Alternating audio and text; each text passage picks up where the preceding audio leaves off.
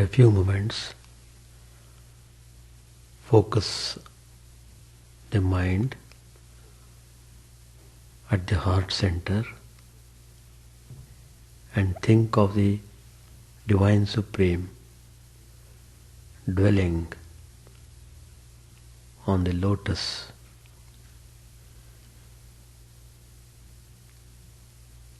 Let us pray to that Supreme Consciousness, the light of all lights, the source of bliss, the source of knowledge, the substratum of everything, the all-pervading, supreme light.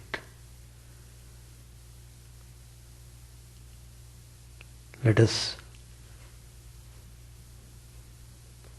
keep the mind at the heart center, looking into that mellow light, and pray for the welfare,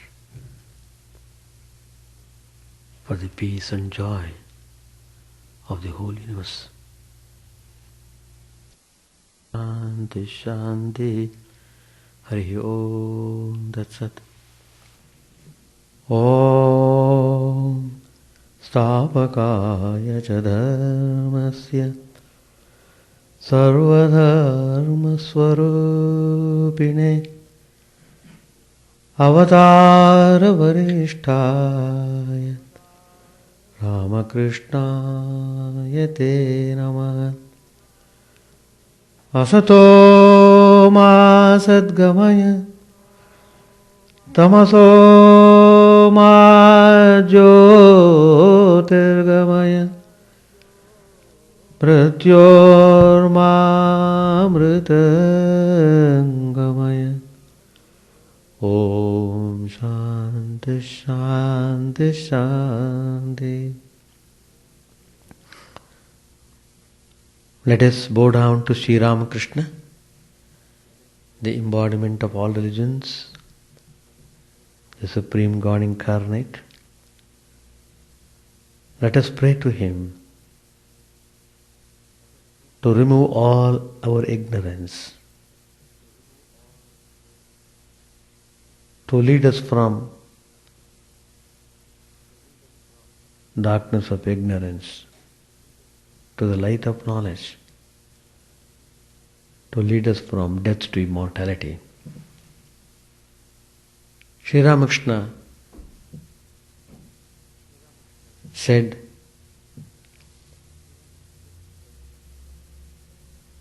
you must cherish love of God within your heart. Once you are able to do that, you will get realization, highest experience of samadhi, and you get life's fulfillment. In order to cultivate the love of God, the practice of detachment is very essential.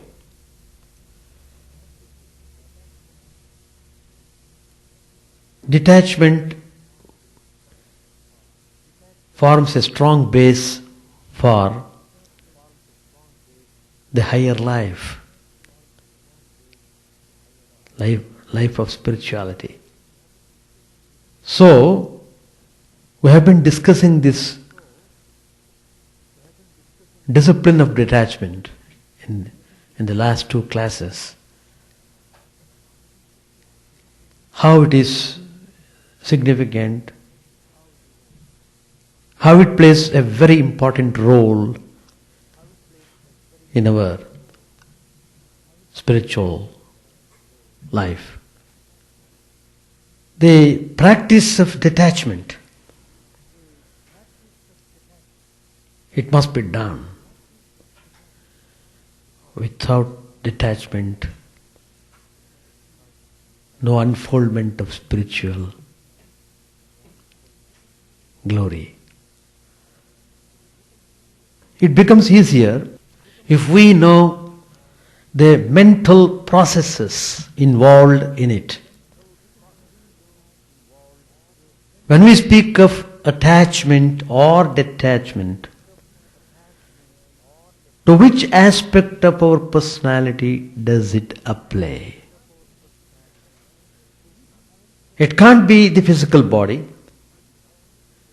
as it is always an independent entity which can't be attached to anything. Could it be mind?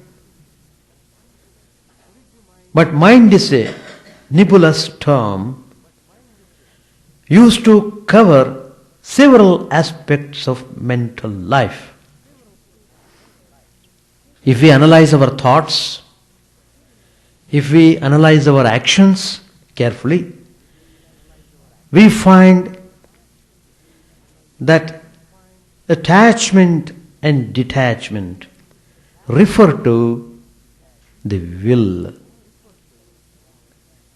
It is a will that is bound, and it is the will that has to be detached. So I am pinpointing, I am taking you step by step towards the practice of detachment. There are some popular notions about will. They are vague, they are varied.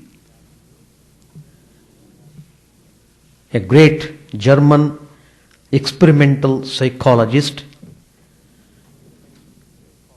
his name is Wundt, W-U-N-D-T. He came to the conclusion, after conducting a large number of experiments, that what was generally called will was nothing but instinct. A man decides to get up very early in the morning and sets his alarm clock accordingly. When the alarm goes, he finds it difficult to get up.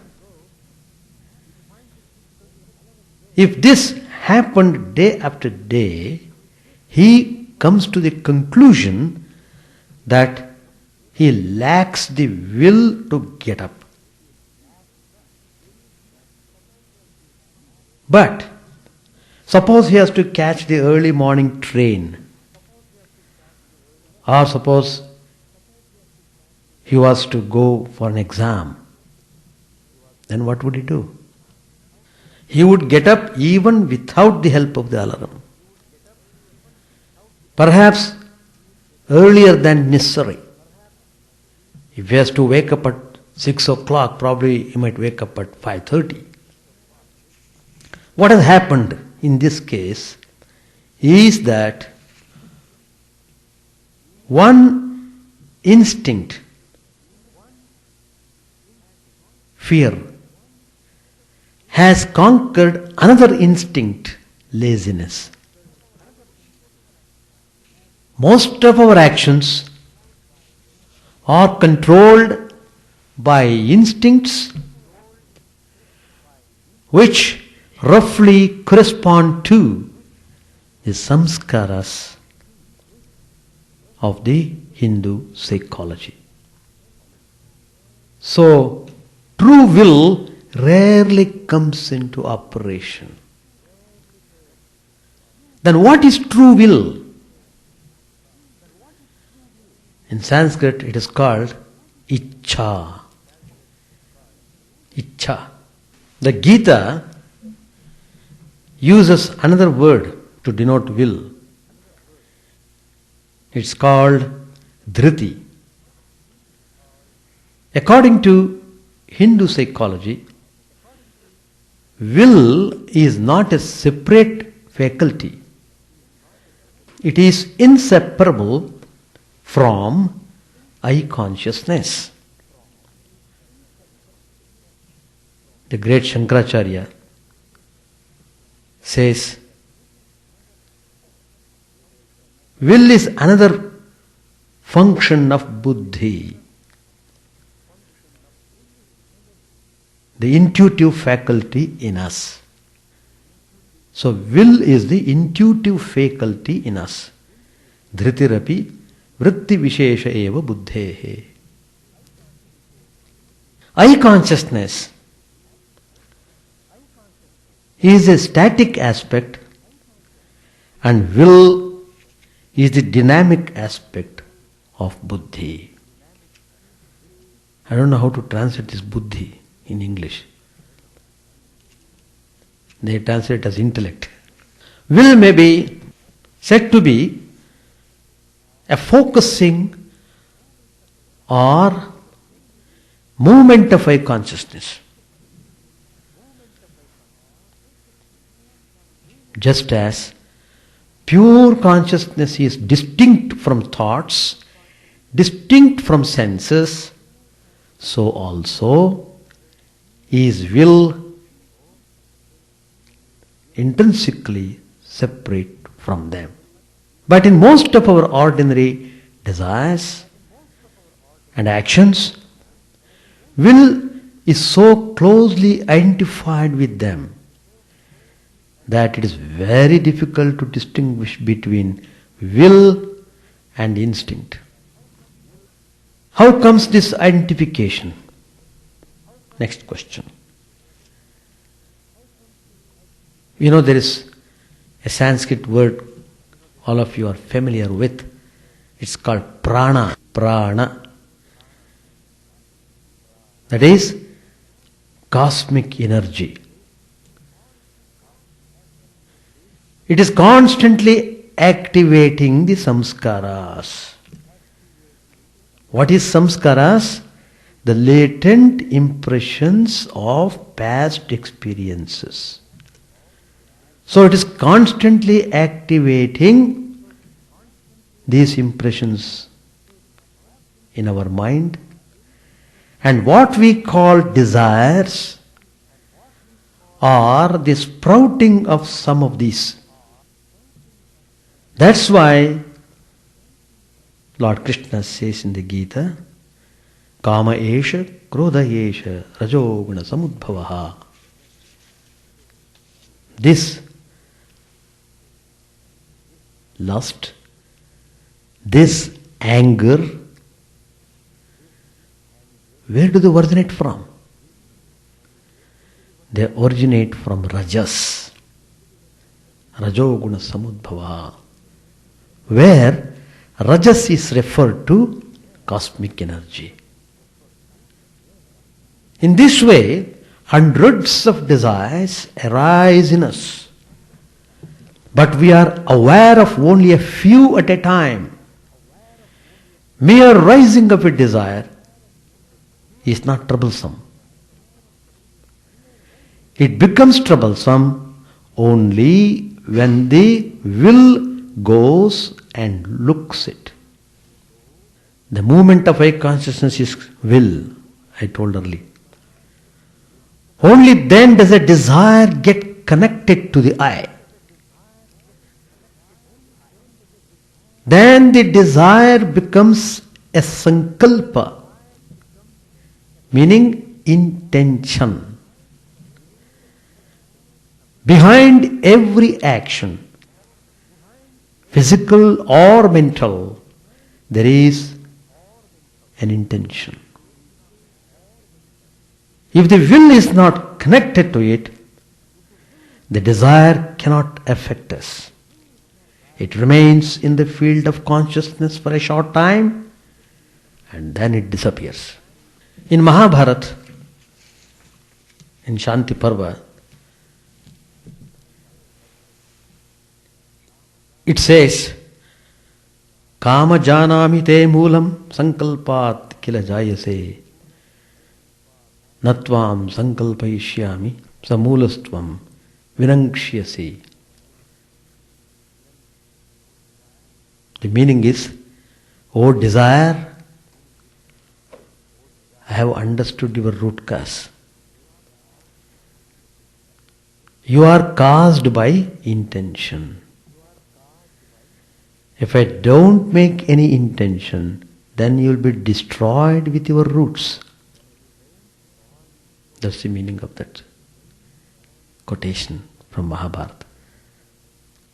Lord Krishna also says in the Gita, Sankalpa Prabhavan Kaman. Desires are produced by intentions. Every day we make so many sankalpas and strive to fulfill them. And this is the main cause for our attachment and connected problems. So, in order to stop making intentions, we have to detach the will from desires, which are produced by the stored up impressions. This is what detachment really means. When this takes place, what happens? We remain a witness of our thoughts, witness of our desires, and witness of our actions without being affected by them. So that is the value of detachment. Since the sprouting of impressions into desires is caused by the movement of cosmic energy, the rise of desires can be checked for the time being by the practice of pranayama, breath control. Breath control, it's a big science. It has got the power to make the impressions inactive. A similar effect is produced by certain drugs which inactivate some centers in the brain, the physical medium of mind, resulting in a kind of euphoria. But neither breath control nor drugs affect the will. And as long as the will remains perverse, untrained, attached, one can never free himself from desires. For when the effect of breath control or drugs wears off, the impressions sprout again, perhaps with redoubled force. Impressions can be destroyed completely only by the light of higher spiritual experience. Till this takes place, the will has to be detached from samskaras through discrimination and intense aspiration or love of God. When the samskaras do not get any support from the will, they gradually become inactive and reduced to the tanu state. That means attenuated state. Only then will desires stop haunting us. Otherwise, we are all haunted by desires, haunting. We are bothered by desires and desires and desires. Sri Shankaracharya says, he defines very intelligently. He says, yoga, that means union, is really viyoga, disunion. Yoga is viyoga, Shankaracharya says. How? In the state of viyoga, the yogi is disconnected from all troubles. Yogamiti manyante viyogame vasantam sarvanartha sanyoga viyoga lakshana hiyam avastha yoginaha. In other words, yoga always presupposes detachment. Meditation is not ordinary thinking. People use this term very commonly. Even for thinking small things, they say, I was meditating. Like that. Meditation is not ordinary thinking. It is fully conscious focusing of the will. Conscious focusing of the will on an object at a definite spiritual center. For this, the will must first of all be detached from desires. It should be detached from ideas. Next, the scattered powers of the will are to be unified. And then, the unified will must be directed on to the spiritual center. Of these steps, the first one is the most difficult. Once the will is detached, it can be directed towards any object. A will enslaved by desires and the senses has no power. But when it is detached and concentrated, it acquires tremendous power, like a laser beam. It is this free and powerful will that is the wealth of the yogi. As long as the will is attached to desires, any attempt to increase willpower will only result in the strengthening of desires, strengthening of instincts only.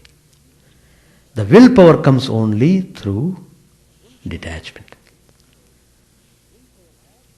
So, detachment is an unavoidable preparatory discipline in the practice of all forms of yoga. Karma yoga. It is detachment and work. Bhakti yoga. It is detachment and love. Jnana yoga. It is detachment and knowledge.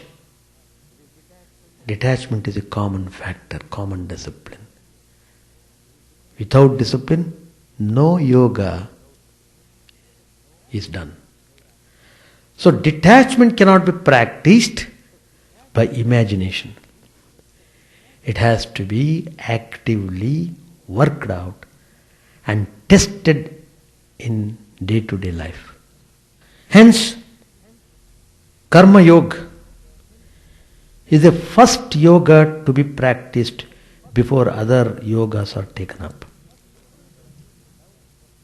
The difference between love for human beings and love for God is that the love for human beings is based on attachment, whereas the love for God is based on detachment. That's the difference. Bhakti, devotion, is nothing but a purified will directed towards a personal God. Detachment is not like making a broad jump. It takes place in stages. It is true that in the lives of a few people, a sudden conversion wrenches the soul away from the hold of the world in one jerk. But even in such cases, the process takes some time to complete itself. As we progress in spiritual life, we find that our concept of detachment also is changing. There are stages in the progress of detachment, and they give an indication of the degree of unfolding of our consciousness. According to the yogis, detachment takes place in 4 stages. The first stage is called yatamana. That is, it is based on effort.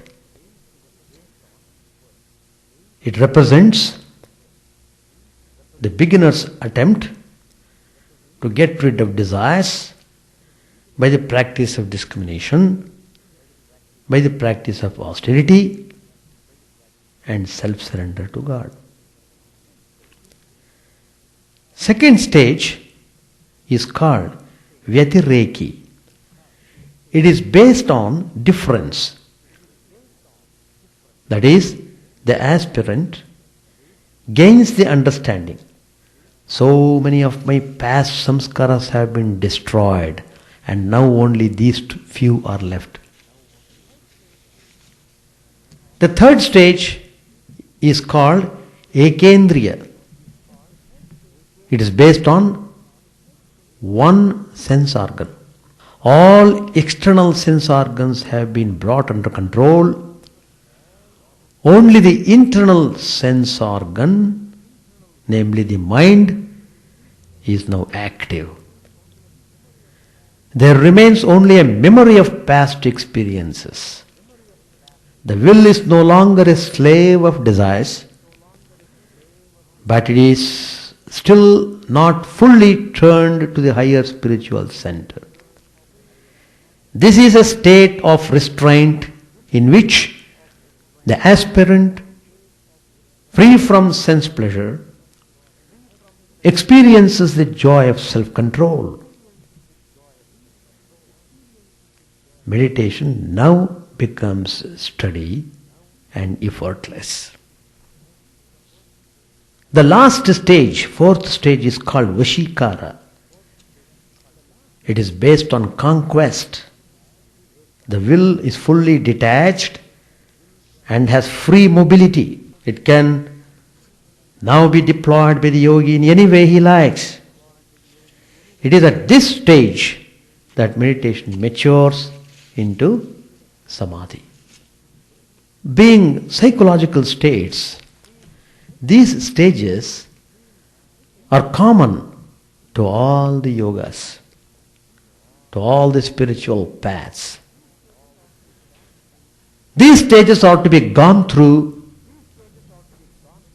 to maintain a steady meditative life and attain any real spiritual experience and fulfillment. Modern life is becoming so complex and full of stress that without a certain degree of detachment, it is now difficult to lead even a normal, peaceful, secular life.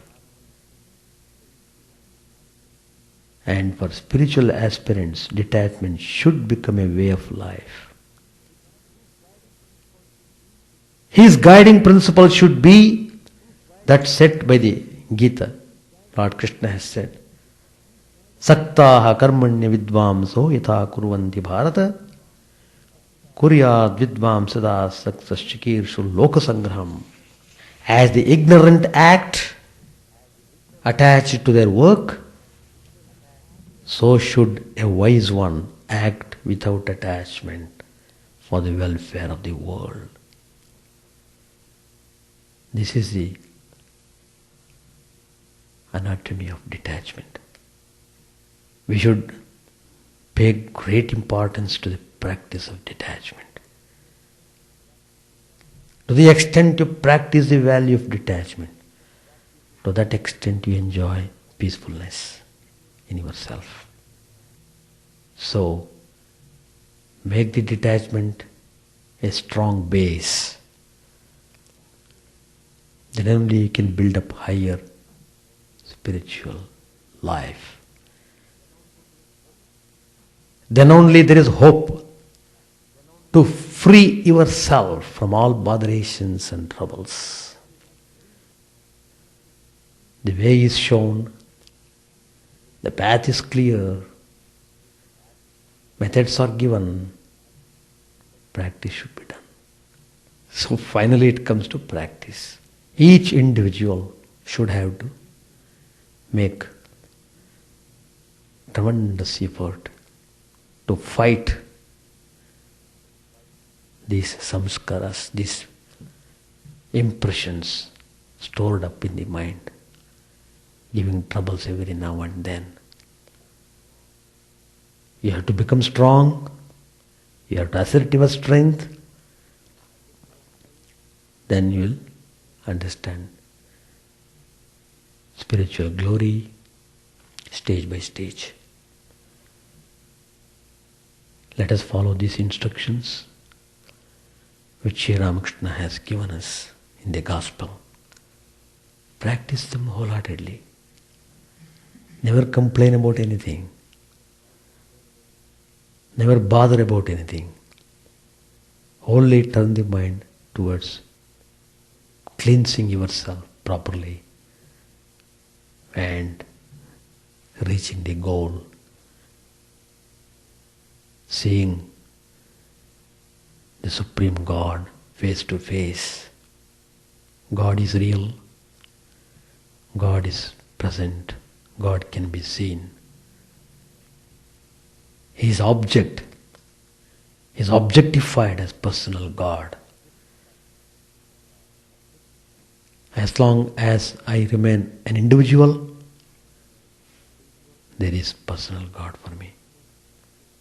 So, and that God is all loving, kind-hearted, full of bliss, full of joy. So, give importance to the practice of spirituality, repeat divine name of God, live pure, honest, moral life, follow the spiritual instructions of the spiritual masters, and reach the goal. 520. Master said, when Niranjan said that Devendranath paid off all his father's debts, Master said in reply, keep quiet, don't torment me anymore. Do you call anyone a man who does not pay off his father's debts if he is able to? But I admit that Devendranath is infinitely greater than the worldly men who are sunk in their worldliness. They can learn much from him. There is an ocean of difference between a real all-renouncing devotee of God and a household devotee. A real sannyasi, a real devotee who has renounced the world is like a bee. The bee will not light on anything but a flower. It will not drink anything but honey. But a devotee leading the worldly life is like a fly. The fly sits on a festering sore as well as on the sweet meat. One moment he enjoys a spiritual mood, and the next moment he is beside himself with pleasure of lust and gold. A devotee who has really and truly renounced all for God is like the chatak bird. It will drink only the rainwater that falls when the star Swati is in the ascendant. It will rather die of thirst than touch any other water. Though all around there may lie 7 oceans and rivers full to the brim with water. An all-renouncing devotee will not touch lust and gold. He will not keep lust and gold near him, lest he should feel attached. Others said, but Chaitanya too enjoyed the world. Master, amazed, what? What did he enjoy in the world? Other, scholarship, honor. Master said, it was a honor in the sight of others, but nothing to him. Whether you, a deputy magistrate, or this youngster Niranjan, honors me, it is all the same to me. And I tell you this truthfully. The idea of controlling a wealthy man never enters my mind. Surendra once said, rather condescendingly, that Rakhal's father could sue me for letting Rakhal stay with me. When I heard this from Manamohan, I said, who is this Surendra? How does he dare make a remark like that? He keeps a carpet and pillow here and gives me some money. Is that his excuse for daring to make such an impudent remark? Others said, I understand that he gives 10 rupees a month. Isn't that so? Master said, that covers 2 months' expenses. The devotees stay here and he gives the money for their service. It is he who earns the merit. What's that to me? Is it for my personal gain that I love Narendra, Rakal and the others? Master Yam said, your love for them is like a mother's love for her children. Master said, but even behind the mother's love lies her hope that the children will support her later on. But I love these youngsters because I see in them Narayana himself. These are not mere words.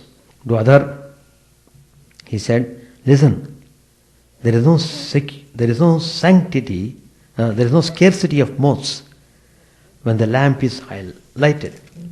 When God is realized, He Himself provides everything for His devotees. He sees that they do not lack anything.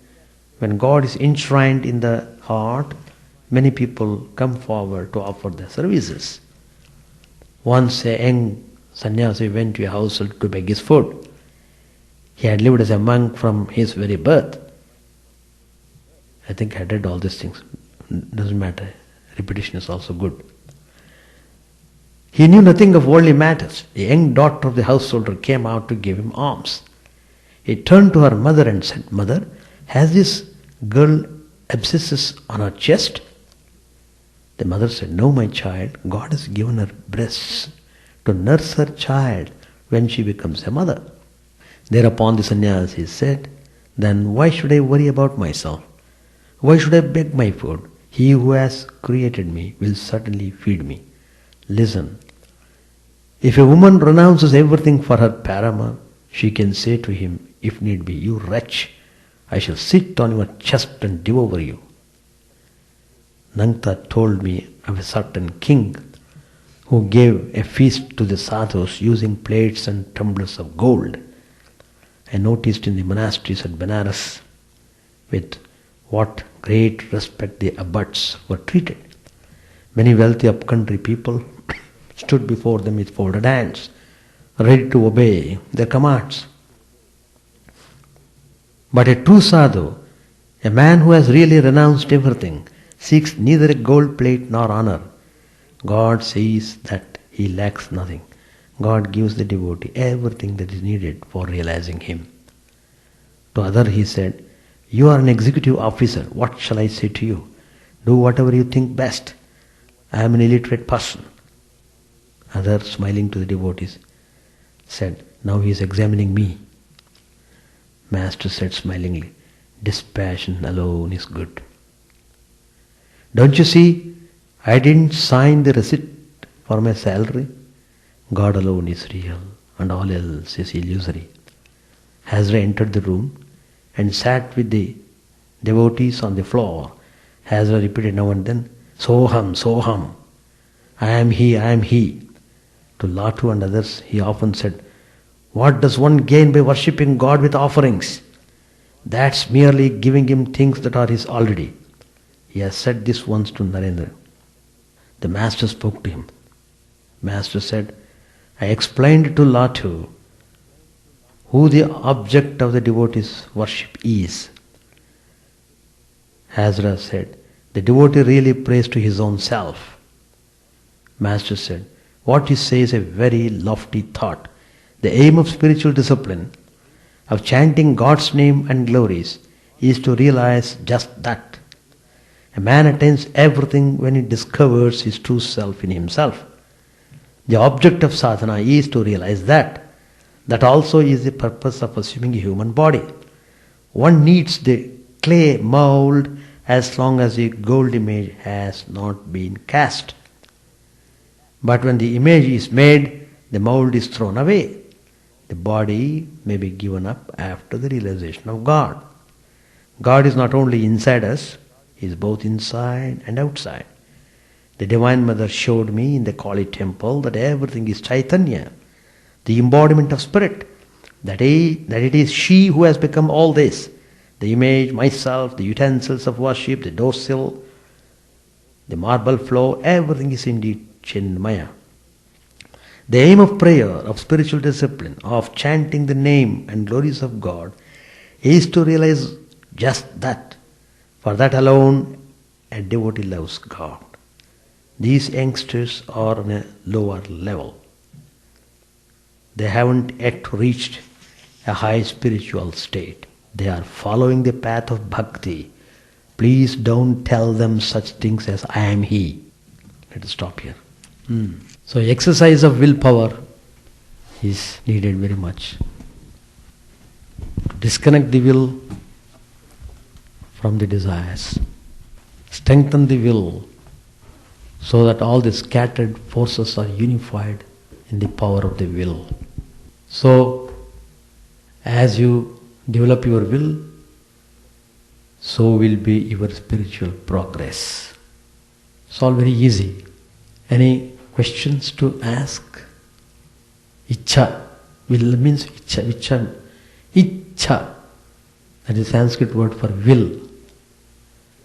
The love of God and practicing austerity and surrendering to the divine will, the divine supreme. That's the way.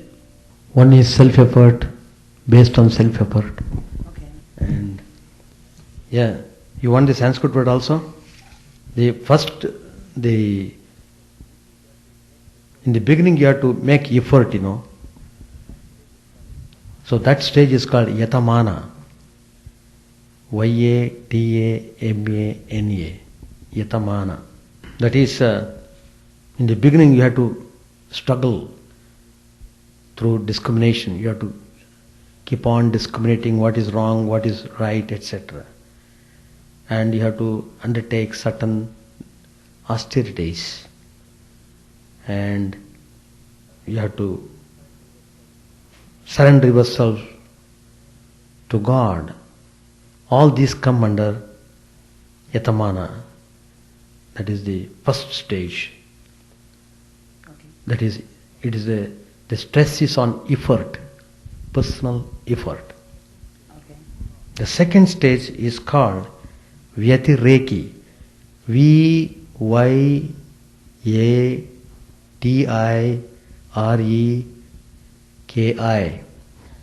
That is, it is based on difference. That is, while practicing, the aspirant gains an understanding. He is able to differentiate so many of my past karma, that is, past samskaras, they have been destroyed. He gets an experience that he is less bothered by the force of the samskaras. And he becomes aware of the fact, still there are some forces, still there are some impressions which are to be removed. So that is the stage of Vyatireki. The third one is Ekendriya state, that is based on the one organ, that is the mind. So in this stage he has full control about all other organs, ear, eyes, etc. He is not tempted by looking, he is not disturbed by hearing, and so on. All the external senses are perfectly under his control. The only organ that is to be handled is mind. There remains only a memory of past experiences. In this stage, the aspirant knows his will is no longer a slave of desires. He is not running after the desires, even though desires come, he just doesn't care for them. But still he has not turned to the higher spiritual center. So this is a state of restraint in which the aspirant, free from the external sense pleasure, experience the joy of self-control. Even the act of having led a spiritual discipline gives him wonderful joy. So, in this stage, he can handle the mind effectively. Then meditation becomes steady and easy. The last stage is called Vashikara, Vasikara.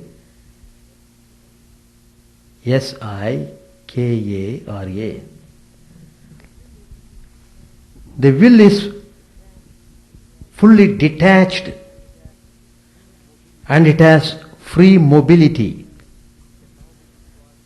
It can now be deployed by the yogi in any way he likes. It is at this stage he has attained maturity. He is able to enter into the final stage of samadhi. He is able to get into that highest state of bliss any moment. That is the fourth stage, Vashikara. So these are the four stages. Anything else? Alright, we shall stop.